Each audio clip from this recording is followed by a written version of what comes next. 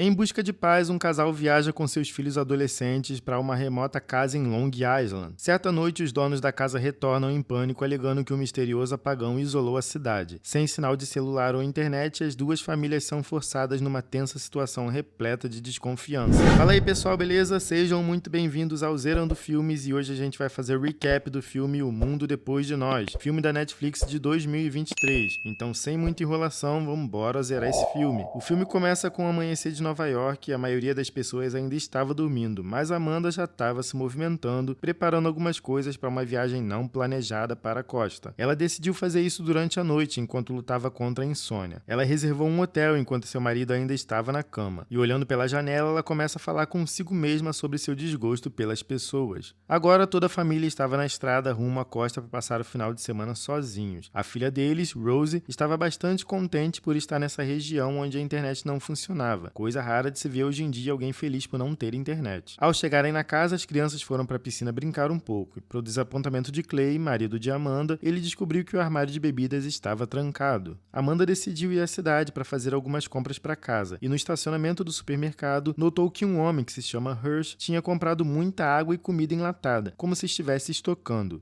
De volta a casa, os pais se divertem enquanto as crianças fazem o mesmo. Então a família vai para a praia no dia seguinte. Aqui, o filho do casal, Art, começa a prestar atenção em algumas meninas, enquanto a filha mais nova observa um petroleiro se movimentando supostamente em direção à praia. Depois de algum tempo, a garota percebe que o navio está se aproximando cada vez mais e agora o navio está ameaçado a encalhar. Alarmados pelo petroleiro, os pais mandam os filhos saírem da praia e eles conseguem fugir a tempo de sair da linha de impacto, mas não tão rápido a ponto de ficarem muito longe do navio. O guarda relatou que ao longo de toda a costa havia vários casos aparentes de barcos fazendo o mesmo, encalhando na praia. De volta a casa, Amanda percebe que não há lenha no quintal, mas alguns cervos estavam ali, olhando pro nada, mas ela nem dá muita importância para isso. A família janta e depois as crianças vão para a cama e os pais ficam passando o tempo jogando Jenga. De repente, alguém bate na porta e um homem chamado George e sua filha Ruth aparecem. Eles se apresentam ao casal e revelam ser os donos daquela casa e explica que vieram passar a noite ali porque em Nova York tinha acontecido um blackout e também estavam sem conexão com a internet. Os donos da casa pedem para passar a noite ali, prometendo compensar metade do depósito de forma barata. George, o dono da casa, abre o armário de bebidas que estava trancado, onde tinha uma pistola e também um envelope com dinheiro. Ele dá esse envelope para Clay, como uma compensação, até porque a casa já estava alugada para Clay e sua família. Amanda não esconde o quanto está irritada com essa situação, por passar a noite sob o mesmo teto que estranhos, já que esse era um local apenas para eles. Mas Clay, sendo um homem muito caridoso, acabou ajudando os visitantes, que na verdade são os donos da casa. Então, para tentar amenizar a situação e o clima tenso, resolvem fazer alguns coquetéis. De repente, uma transmissão começou em todos os canais de TV. Era um alerta falando sobre um blackout, confirmando o que os convidados indesejados estavam dizendo. Então, eles acabam ficando na casa, se hospedando no porão, apesar da insatisfação de Amanda.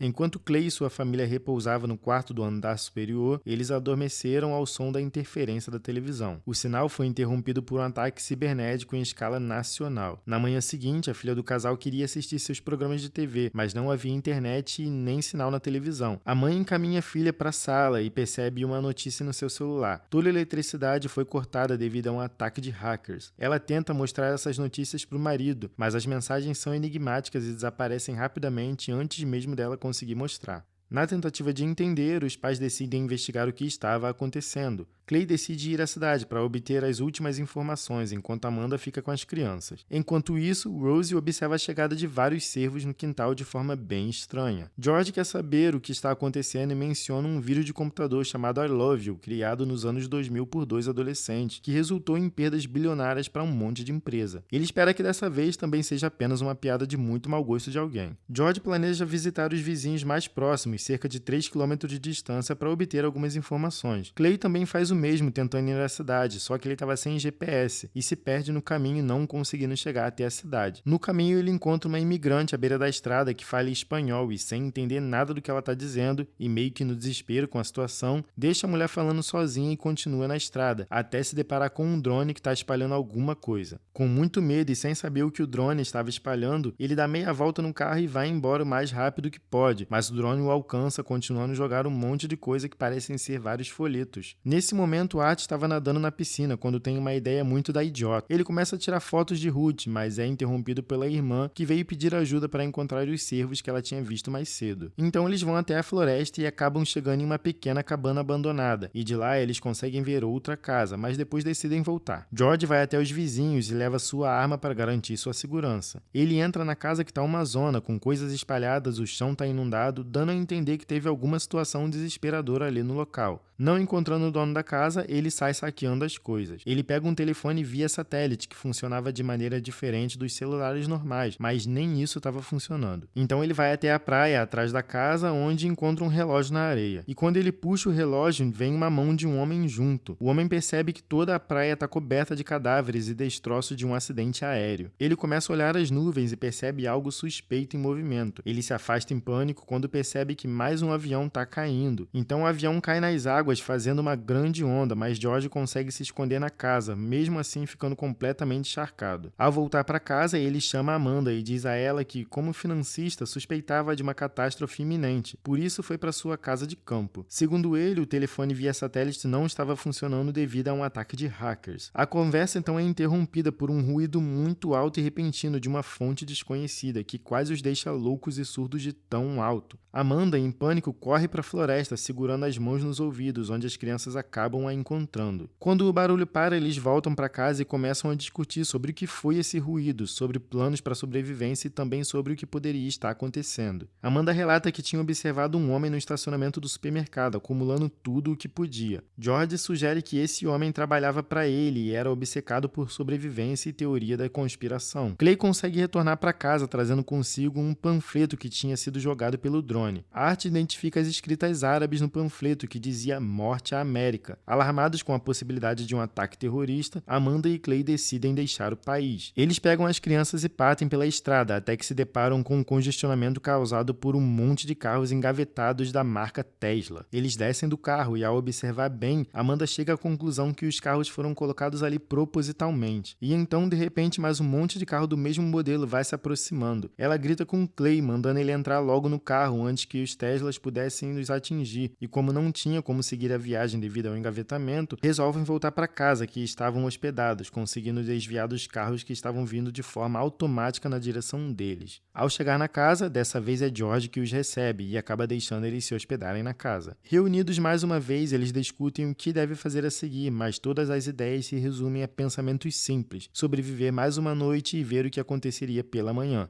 Durante uma conversa, George fala um pouco sobre toda essa situação. Ele trabalhava como analista financeiro e um de seus clientes, que era um amigo dele, era do setor militar. Ele estava ciente de muitos segredos, muitas informações importantes e secretas, envolvendo até mesmo o alto escalão. George conta que antes de todo esse caos começar, seu cliente pediu para transferir uma grande quantia de dinheiro dele para uma outra conta e que ia embora por um tempo. De forma bem humorada, George pergunta se então ele iria passar o final de semana com a panelinha do mal que governava o mundo. Seu amigo fica em silêncio e em um tom bem sério diz a George: cuide-se bem. As informações perturbaram muito a Amanda, então para deixá-la um pouco mais animada, George decidiu levá-la até um armazenamento pessoal de discos de vinil. Mas ao invés de jazz clássico, ela preferiu hip hop, ao qual eles acabam dançando juntos. George se lembra de sua esposa, que no momento que tudo aconteceu está em um avião, o que acaba reduzindo a chance de sobrevivência a zero, já que os aviões estavam caindo. Ele diz que não tem como a situação voltar ao normal, quando então mais um ruído ensurdecedor acontece. Dessa vez o ataque sônico parece ser ainda mais forte que o primeiro. Pela manhã a situação só piora. Rose simplesmente desaparece enquanto Art tem vários dentes caídos. Ele admite que um dia antes foi picado por um carrapato na floresta. George reconhece os sintomas como doença de Lyme e se oferece para ir até o vizinho Dennis. Ele diz que Dennis provavelmente teria experiência com isso e também não teria como ir a um hospital, pois a estrada estava bloqueada com engavetamento. George e Clay levam Art com eles enquanto Amanda e Ruth saem em busca de Rose, que estava obcecada com a ideia de encontrar os cervos daquele outro dia. Amanda e Ruth procuram por Rose e chegam até a cabana. Enquanto isso, George e Clay estavam tentando conversar com um vizinho deles, Dennis, aquele que Amanda tinha visto lá no supermercado. Eles imploram a Dennis por ajuda, que estava com uma espingarda na mão, mas ele se recusa, segundo ele, se precavendo pelo bem da sua própria família e não por estranhos. Dennis diz que a situação política do mundo vem caminhando nessa direção há muito tempo. A América tem muitos inimigos que poderiam se unir para derrubar tudo. Ele recomenda que eles vão até outra pessoa, um vizinho que, até onde ele sabe, sabe, secretamente construiu um verdadeiro bunker subterrâneo. Irritado, George saca sua arma e a situação fica quase que descontrolada. Depois de acalmarem os ânimos, Dennis acaba vendendo um antibiótico para Clay. Art toma os comprimidos e Dennis estava convencido de que o país foi atacado por russos, coreanos ou até mesmo chineses, mas Clay mostra a ele o folheto com a escrita árabe. No entanto, Dennis afirma que isso é apenas uma farsa, pois ele tinha um colega veterano que ligou para ele e contou sobre vários folhetos semelhantes a esses. Já sentado no carro, George revela que é um cliente contratante do Ministério de Defesa e fala sobre planos semelhantes em 3 etapas, que basicamente é isolando o país, deixando sem comunicação, confundindo a população com ataques psicológicos, com folhetos ou ruídos, e depois criar um conflito interno com cidadãos confusos e assustados, iniciando uma guerra civil, demolindo o sistema existente com um mínimo de esforço do lado de fora, e então só ficariam observando o caos acontecer. Nesse mesmo momento, Amanda e Rose enfrentam uma invasão de rebanho de cervos lá na cabana. Elas começam a gritar com eles e isso faz com que eles fujam. Sem entender por que todos os cervos estavam ali, elas seguem em frente na esperança de encontrar alguma casa ou até mesmo a Rose. Antes mesmo de continuarem, elas observam a cidade sendo atacada, resultando grandes explosões. Então agora vemos Rose, que vai para uma casa vazia de alguns vizinhos. Ao entrar na casa, ela vai até o porão e entra numa espécie de bunker, que estava lotado de comidas enlatadas e outros suprimentos. O dono dessa casa sabia de alguma coisa, pois esse bunker estava estruturado para que qualquer pessoa pudesse ficar lá durante um longo período, oferecendo tudo o que qualquer pessoa precisa para sobreviver. Então uma mensagem aparece em um monitor dizendo: alerta de emergência, Casa Branca e grandes cidades sobre ataques militares independentes, nível de alta radiação detectado nas grandes cidades. Rose então vê uma coleção enorme de DVDs, incluindo o último episódio de Friends,